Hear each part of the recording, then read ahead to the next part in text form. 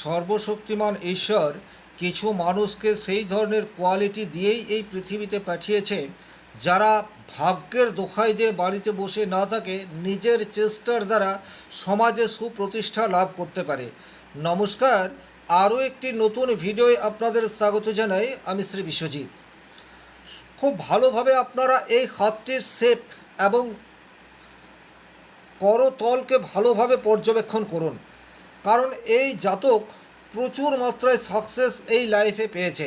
তাহলে এই হাতটিতে কী এমন বিশেষত্ব রয়েছে, কী ধরনের রেখা বা কী ধরনের গ্রহ পর্ব রয়েছে যা এই জাতককে পর্যাপ্ত সাকসেস দিয়েছে, এই ভিডিওটির মাধ্যমে কমপ্লিট অ্যানালাইসিস করার চেষ্টা করব। খুব ভালোভাবে আপনারা হাতের শেপটিকে পর্যবেক্ষণ করুন। হাতের শেপটিকে যদি আপনারা পর্যবেক্ষণ করেন তাহলে এটি একটু লম্বা প্রকৃতির হাত, এটি আপনারা দেখলেই কিন্তু পরিষ্কার বুঝতে পারছেন। এবং হাতের করতল এবং আঙ্গুলের এই যে বিন্যাস, এটাকে খুব ভালোভাবে পর্যবেক্ষণ করতে হবে। কিরো বলে গেছেন, হাতের আঙ্গুল এবং করতল এর বিন্যাস যদি 3:4 এই রেশিওতে থাকে তাহলে সেই জাতক বা জাতিকা জীবনে সাকসেস পাবেই।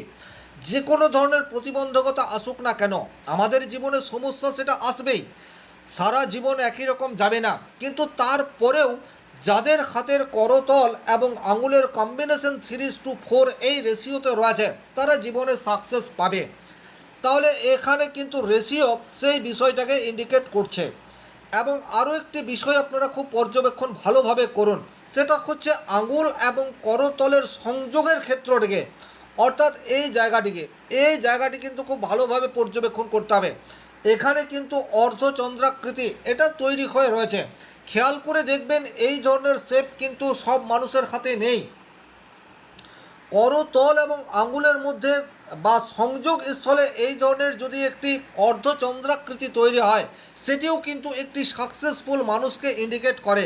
জীবনে লড়াই থাকবে, সংঘর্ষ থাকবে, প্রতিবন্ধকতা থাকবে, কিন্তু তারপরেও নিজের চেষ্টার দ্বারা জীবনের যে কোনো প্রতিবন্ধকতাকে দূর করার ক্ষমতা সেটি কিন্তু আস্তে আস্তে বুস্ট করে দেয় যদি করতল এবং আঙ্গুলের সংযোগ স্থলে এই ধরনের একটি অর্ধচন্দ্রাকৃতি তৈরি হয়।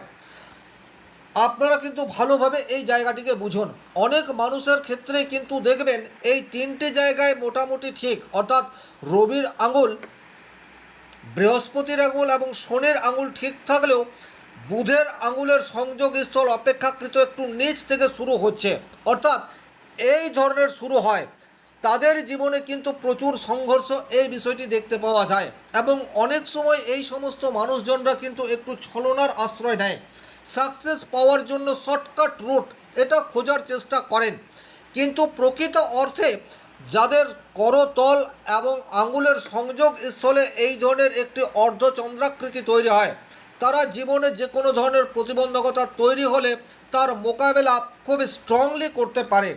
তাহলে এখানে হাতের আঙ্গুল এবং করতল আর এই সংযোগ থেকেও আমরা আইডেন্টিফাই করতে পারি যে জীবনে সাকসেস সেটা পাবে। তবে শুধুমাত্র যে এই জায়গাটিকে দেখেই আমরা বুঝবো তা কিন্তু নয়, এর ছাড়াও আমাদেরকে আরও বেশ কিছু বাহ্যিক বিষয়গুলিকে দেখতে হবে। হাতের রেখা সেটা তো অনেক পরে বিচার করতে হবে, আগে হাতের আঙ্গুল, হাতের করতল, হাতের কালার, হাতের উষ্ণতা, এই বিষয়গুলিকে খুব সূক্ষ্মভাবে দেখার প্রয়োজনীয়তা রয়েছে। তারপর রেখা বা সিম্বল একটা রেজাল্ট দিতে পারে, তার ইন্ডিকেট করে মাত্র, কিন্তু আদৌ সেই রেজাল্ট আপনি পাবেন কি পাবেন না বা কতটা মাত্রায় পাবেন সেটা কিন্তু ইন্ডিকেট করে আপনার হাতের বাহ্যিক বিষয়গুলিকে। তাহলে সবচেয়ে প্রথমে বাহ্যিক বিষয়গুলিকে অত্যন্ত গুরুত্ব সহকারে দেখতে হবে। এরপর যে জায়গাটিকে বিশেষভাবে দেখার প্রয়োজন সেই জায়গাটি হচ্ছে হাতের বৃদ্ধাঙ্গুষ্ঠ। হাতের বৃদ্ধাঙ্গুষ্ঠকে যদি আপনারা খুব ভালোভাবে পর্যবেক্ষণ করেন তাহলে কিন্তু একদম স্ট্রেট বৃদ্ধাঙ্গুষ্ঠ আপনারা লক্ষ্য করতে পারছেন। এবং এই বৃদ্ধাঙ্গুষ্ঠকে দেখলে আপনারা আরও একটা বিষয়ে কনফার্ম হবেন, সেটা এই বৃদ্ধাঙ্গুষ্ঠ হচ্ছে অনমনীয় বৃদ্ধাঙ্গুষ্ঠ। খুব ভালোভাবে ওয়ার্ডটিকে বুঝতে হবে, অনমনীয়, অর্থাৎ এদের মধ্যে স্বাধীনচেতা মানসিকতা এটি কিন্তু প্রবলভাবে তৈরি হবে।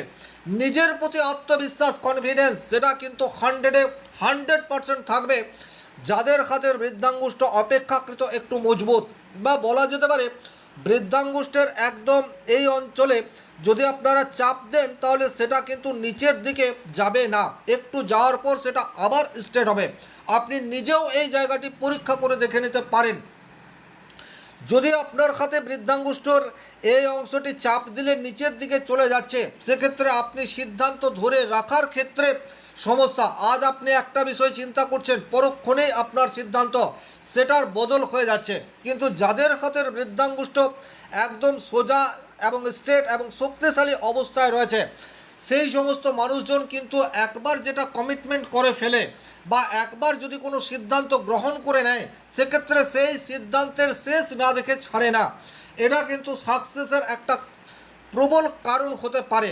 তবে অনেক সময় এই ধরনের বেশ কিছু মানুষকেও দেখতে পাওয়া যায় যাদের হাতের বৃদ্ধাঙ্গুষ্ঠ একেবারে স্ট্রং, কিন্তু তারা জীবনে কিচ্ছু করতে পারেনি। তাদের হাতের বৃহস্পতি এবং শিরোরেখা নিশ্চিতভাবে দুর্বল, এটা বলা যেতে পারে। কারণ আপনি যে সিদ্ধান্ত নিচ্ছেন সেই সিদ্ধান্তটা সঠিক না সেই সিদ্ধান্তটা গোয়ার তুমিতে ভরা, সেটা ইন্ডিকেট করে আপনার হাতের শিরোরেখা এবং বৃহস্পতির মূল পর্ব। যদি বৃহস্পতির মূল পর্ব, বৃহস্পতির আঙুল শক্তিশালী থাকে এবং শিরোরেখা সেটির বিন্যাস যদি ঠিকঠাক হয়, তাহলে কিন্তু আমি জোর দিয়ে বলতে পারি আপনি যে সিদ্ধান্ত গ্রহণ করছেন সেই সিদ্ধান্তে আপনি অটল থাকুন। তাতে আপনার ফ্যামিলি, আপনার আশেপাশের মানুষজন, আপনার বন্ধু বান্ধব যে যাই বলুক না কেন, আপনি আপনার সিদ্ধান্ত এবং আপনি আপনার মতো করে জীবন চালিত করুন, সাকসেস সেটা আপনি পাবেন। কিন্তু আপনার হাতে শিরোরেখা দুর্বল, বৃহস্পতির মূল পর্ব দুর্বল এবং আপনার হাতে এই ধরনের একদম সোজা এবং খুবই শক্তিশালী একটি বৃদ্ধাঙ্গুষ্ঠ রয়েছে, সেক্ষেত্রে কিন্তু আপনি বারবার ভুল সিদ্ধান্ত নেবেন এবং অনেক ক্ষেত্রে আপনাদের জৈবিক চাহিদা সেটি কিন্তু অনেক বেশি মাত্রায় তৈরি হয়ে যায় এবং আপনাদের দ্বারা কোনো নেগেটিভ কাজ বা অসামাজিক কাজ সেটিও হয়ে যেতে পারে। তাহলে ইন্ডিকেট করছে আপনার হাতের বৃহস্পতি এবং মস্তিষ্ক রেখার উপর। এবারে মস্তিষ্ক রেখাও যদি এই ধরনের একটু সোজা থাকে এবং আয়ু রেখা আর শিরোরেখা দুটি মিলিত অবস্থায় থাকে, আমি জোর দিয়ে বলবো আপনি নিজের সিদ্ধান্তে অটল থাকুন, আপনার সাকসেস এটা কেউ আটকাতে পারবে না। সর্বশক্তিমান ঈশ্বর আপনার মধ্যে সেই গুণাবলী দিয়েই রেখেছে যে আপনাকে সাকসেস পাওয়ার জন্য অপর কোনো মানুষের সহযোগিতা নেওয়ার প্রয়োজনীয়তা তৈরি হবে না। এরপর আমরা বাহ্যিক বিষয় নিয়ে কোন কোন ক্ষেত্রগুলিকে দেখব, সেগুলি হচ্ছে গ্রহ পর্ব রেখা, সেগুলিকে কিন্তু আমরা অনেক পরে বিচার করব। গ্রহ পর্বগুলিকে কি দেখব, গ্রহ পর্বগুলি শক্তিশালী অবস্থায় রয়েছে কি না। যেমন ধন, ঐশ্বর্য বা পার্থিব সুখ স্বাচ্ছন্দ্যের জন্য আমরা ভেনাস মাউন্ট বা শুক্র পর্বটিকে দেখব। এই হাতটিকে নিয়েছি তার কারণ হচ্ছে এই হাতটির সাথে আপনারা নিজেরা কম্পেয়ার করতে পারেন, সেক্ষেত্রে কিন্তু আপনারা আইডেন্টিফাই করতে পারবেন। এখানে যে শুক্রের ক্ষেত্রটিকে আপনারা দেখতে পাচ্ছেন, দেখলেই আপনার একটা মনে হচ্ছে যে এটা একটা বলিষ্ঠ জায়গা রয়েছে এবং বেশ স্ট্রংলি শুক্রের মাউন্ট তৈরি হয়ে রয়েছে। তাহলে শুক্র এখানে শক্তিশালী, এটা কিন্তু আমরা নির্দ্বিধায় বলতে পারি। শুক্র যদি শক্তিশালী থাকে তাহলে আর্থিক সুখ স্বাচ্ছন্দ্য, পার্থিব চাহিদা, দাম্পত্য জীবনের চাহিদা সেগুলি কিন্তু আপনার ফুলফিল হবে, এ বিষয়ে কোনোরূপ ডাউট নেই। এরপর আমরা কি দেখব, এরপর আমরা দেখব হাতের উষ্ণতা বা হাতটি কতটা মোটা বা পাতলা অবস্থায় রয়েছে, এটাও কিন্তু আমাদেরকে বুঝতে হবে। তাহলে এই জায়গাটিকে দেখলেই আপনারা বুঝতে পারছেন হাতের থিকনেস সেটা ঠিকঠাক অবস্থাতে রয়েছে। এই হাত যদি অনেক বেশি থলথলে হয়ে যায়, অর্থাৎ গ্রহ পর্বগুলিকে দেখেই মনে হচ্ছে অনেকটা ফোলা, কিন্তু আপনি চাপ দিচ্ছেন আর সেটা নিচের দিকে বসে যাচ্ছে, সেটা কিন্তু ইন্ডিকেট করবে যে সেই গ্রহ পর্বটি দুর্বল রয়েছে।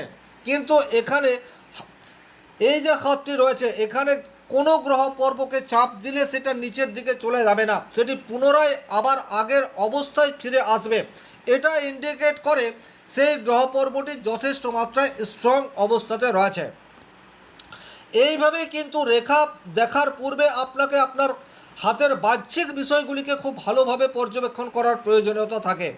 এরপর আরও একটি গভীর বিষয় আমরা আপনারা ভালোভাবে খেয়াল করে দেখবেন, এই অংশটি এবং এই অংশটি যদি মোটামুটি একটা রেক্ট্যাঙ্গেল শেপ থাকে, অর্থাৎ এই বাইরের অংশ খুব খুব বেশি বাইরের দিকে বেরিয়ে নেই, সামান্য বেরিয়ে রয়েছে, সেটা কিন্তু পজিটিভ ইন্ডিকেট করে।